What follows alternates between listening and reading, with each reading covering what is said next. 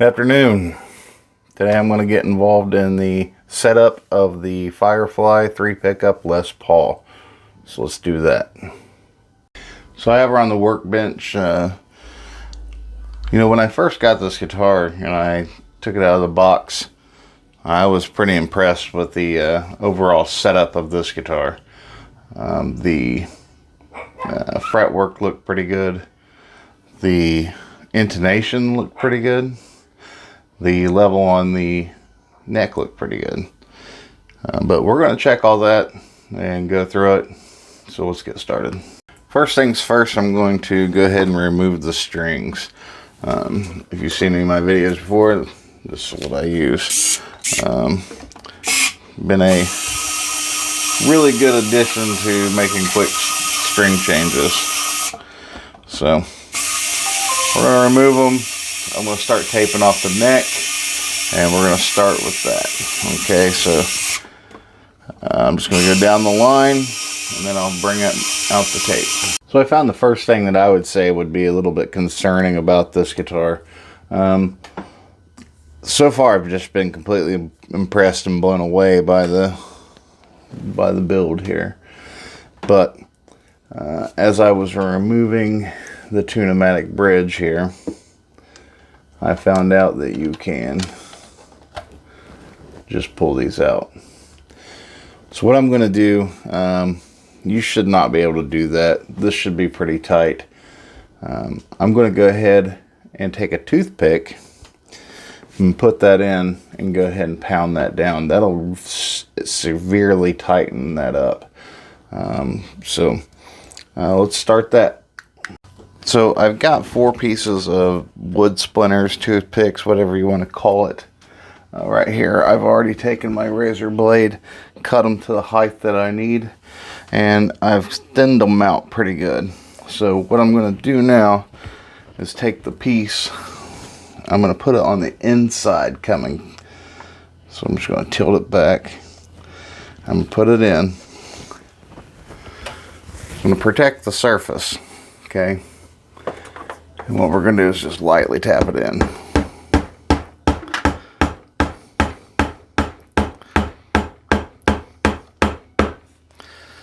Now that's flush and it's very tight. You don't want these things popping out on you. And the reason I did it on the inside, not the outside, is that's where your electronic connection is. So your wires come in this way from your volume pot, and it grounds to this pole. Okay, so again, you want it to be thin, you want it to be the right height, you don't want wood popping out. You just barely want to tap it down too. You do not want to beat this thing in because you'll split the wood. So I'm going to do the other 3.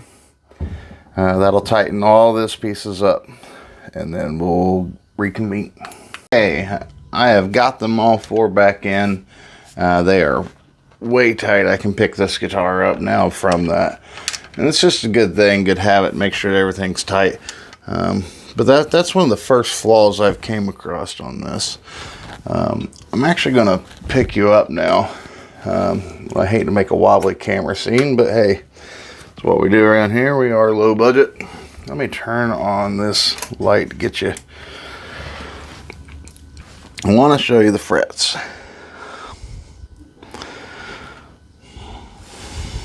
Now, they are not bad. I'm getting some good shine, especially down in here. And the rounding is pretty good. So I'm not hating on that. There's some silliness like this that goes on in this guitar everywhere. But $220 shipped. I expect little flaws. I haven't seen anything on here really that we're not going to be able to address and fix. So, all right, let's start taping off the neck and go from there. I think that before I go ahead and tape this off, some of the fretboard really needs cleaned up a little better. I normally go ahead and tape off and then use a lemon oil to clean, but they were a little sloppy with some of the glue and some of the polishing stuff they used when they did the frets here. So I'm going to take 000 steel wool. I'm just going to take a little itty bit of it. Just that. And I'm just going to clean the fretboard. It's more abrasive than I normally do, but because of the gunk on it, and it's not that abrasive, but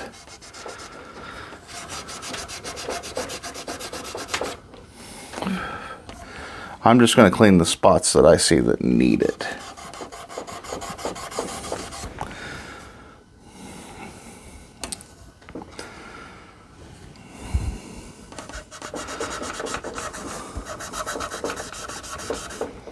The inlays here,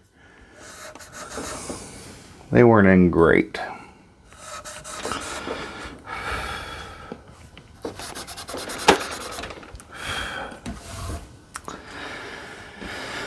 Let me move you again. I'll show you what I'm talking about. If you look, what they did was cut the inlay, they routed out, and then they filled it with this filler. I want to say that's glue. I think it's a black epoxy glue. Try to give it an outline look.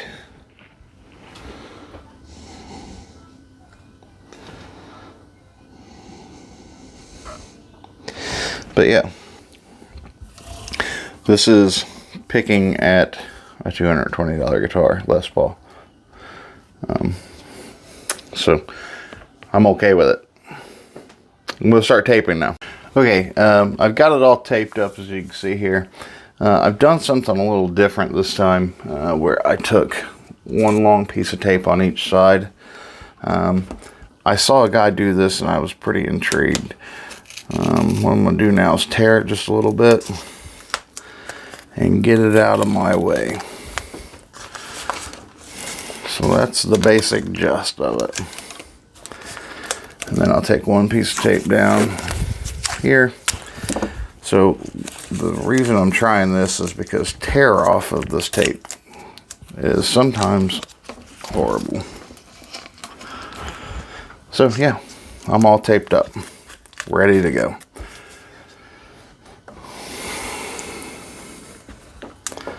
Alright, so I'm going to start like I do with everything else, with my sanding pads. Okay, these are micro mesh pads I found on eBay. They were $10 for these. I'm going to try some different ones that go up to 6,000 grit. I use a polishing wheel and some polishing compounds, so I really don't find it necessary to go into the extremely high. But I'm going to try it. I'm going to try to go into 6,000 grit. So that's coming soon. But I'm going to start off low. Excuse me. I'm going to start off with 400. And this is just basically to knock off any grime and start rounding off these ends a little bit. So as soon as you do that, you're going to go from shiny to a dull. But you don't want to do much with 400 grit.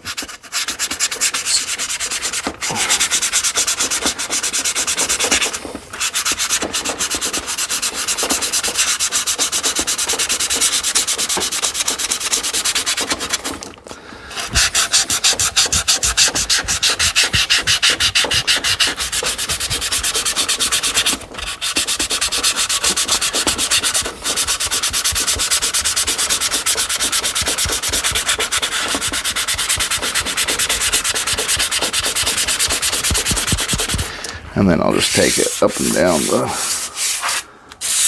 sides here.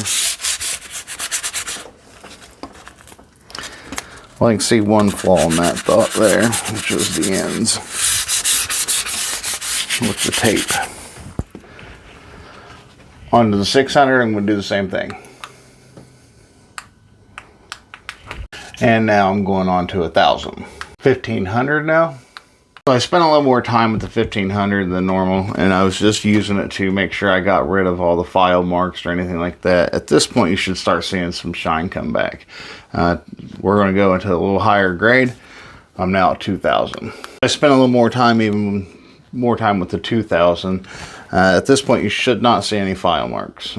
You should be just at cleaning up and getting these things to glass. So having said that, I'm 2,500. So with every pass on that one, you should have started seeing more shine. You should have went from dull to shiny. This is going to be the last one I do. This is a 3,000. And then we're going to buff.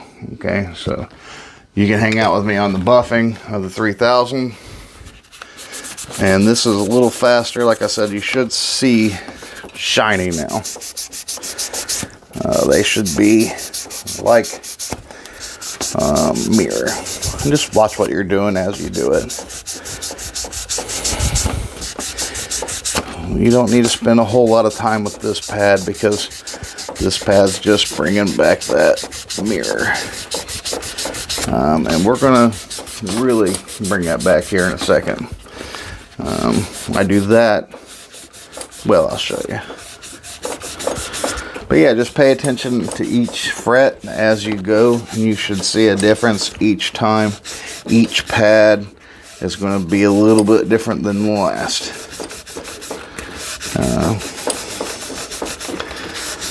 I'm almost done here with the 3,000. And that's 3,000. So, as I said, I'm going to buff. I use this little Dremel tool that I got at Harbor Freight for 25 bucks. And I use this brown polishing compound. Had this over a year. Barely touched the stick. And I do this quite often, so it's not because I don't do it.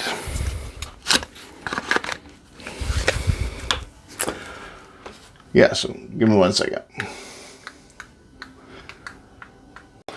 So okay, I had some technical difficulties there. The other night we had a power outage here where I live, and I turned off my power strip and forgot that I was charging the battery on that one. So I had to switch over to my plug-in Dremel, but no big deal. We're ready to roll.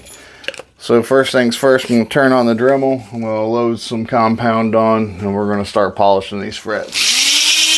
I got it on a high speed. You don't want to burn out the glue on the frets doing a high speed though, so don't spend a lot of time on each fret.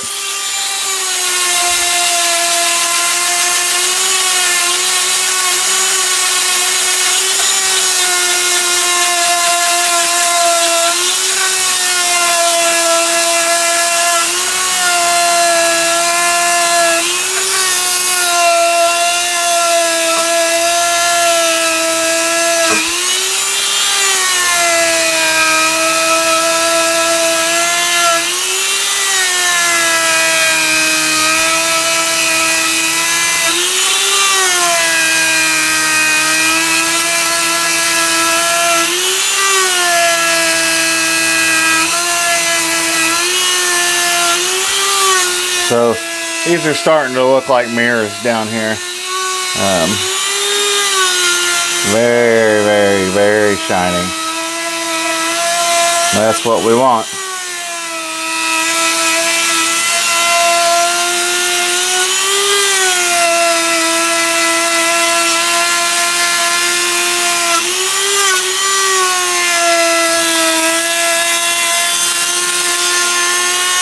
Yeah. So that's what you want to see. Super, super shiny frets.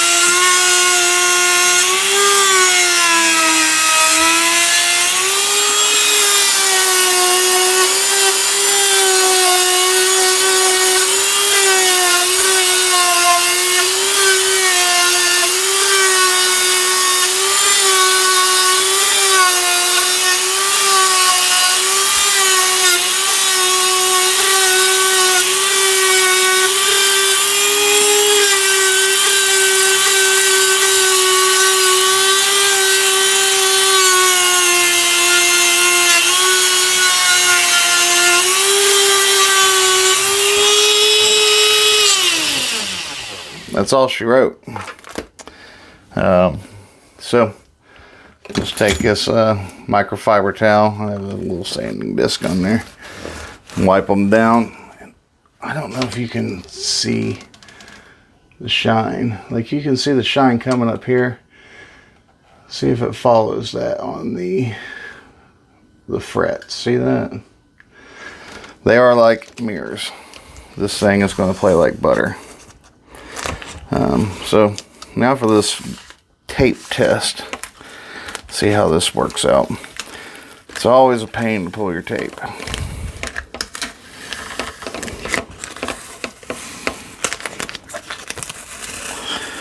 So yeah, that was a lot better.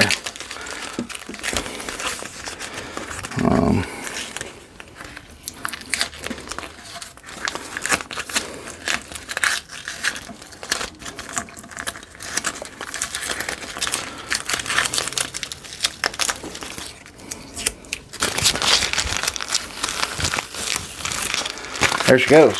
Tape's off. So that little trick saved me some time for sure. Used to having to go off camera because of that. There's still some little goop from the compound on here, so I am going to wipe some of that off. But these things look great. I mean, absolutely great. They feel so smooth. Just so smooth. Oh, yeah. We did a great job there. So I'm going to go ahead and hydrate the fretboard. I know this has been long with no pause, but let's just do it and finish it up. So 2-3 paper towels. If any of you guys watched the IYV setup, the last budget guitar I did had just drank this lemon oil. It was super dry.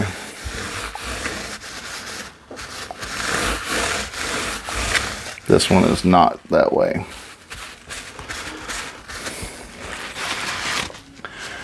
I don't know if that made a big difference on the camera there, but I know in that light you can see that fretboard just gleam. I did do a lot to the pearloid inlay, and all I put on there, Old English lemon oil. Now Nomad makes a lemon oil for guitars specifically, and I've said this a few times, I don't see the difference. Lemon oil is lemon oil is lemon oil. So that is a nice clean fretboard. Very hydrated. We can get to part where we reassemble, and she needs to be gone through with intonation, and I will check the level of the neck. So I got you down here with me, so you can take a look at this. Now this guitar is a 24 3/4 scale length, so I will use that 24 3/4 scale length on the notch straight edge. So we line it up. Well, we get down and we look for sunshine coming through the other side. I do not see any. We'll check this side here. I do not see any. So that neck is level. It is ready for strings. So let's put the Tune-O-Matic back on and get the strings back on and start the intonation and the height adjustments. Alright guys, so she's all strung back up. I'm going to take a look at the intonation, so you should be following me here. Intonation is on the 12th fret there, so she needs to be in tune before you.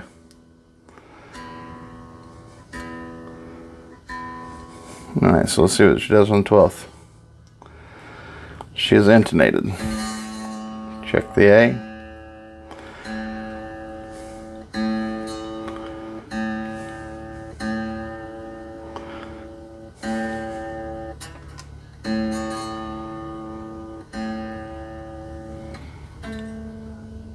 She's intonated.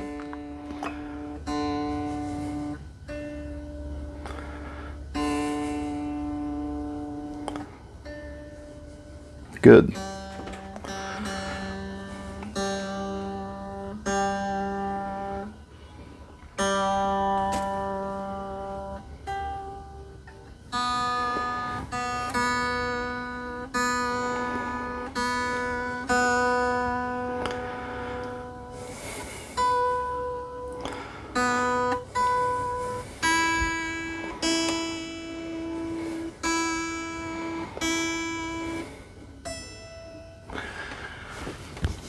So it's intonated across the board. I didn't do anything to this guitar, so it came out of the box that way, which is surprising to me because I've never had one do that. Even my Gibson I paid $1,500–1,600 for. So yeah, the string height looks good.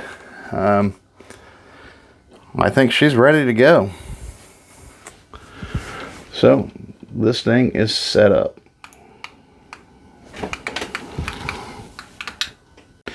So she's all set. So something weird about this guitar. So if you're down in this position, you are running these two pickups. If you're here, you're running all three. If you're here, you're running this one and this one. Okay, so if you don't want this pickup involved, this is the volume for it. This is the volume for this one, and this is the volume for this one, and this is an overall tone. So I have a little bit of delay, obviously, but take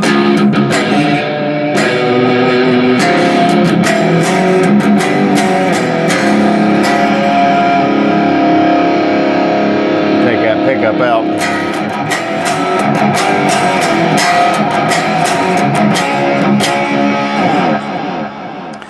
And if you want all three of them in,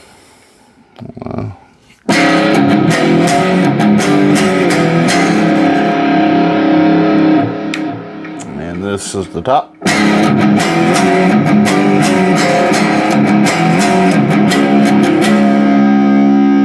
Out the middle.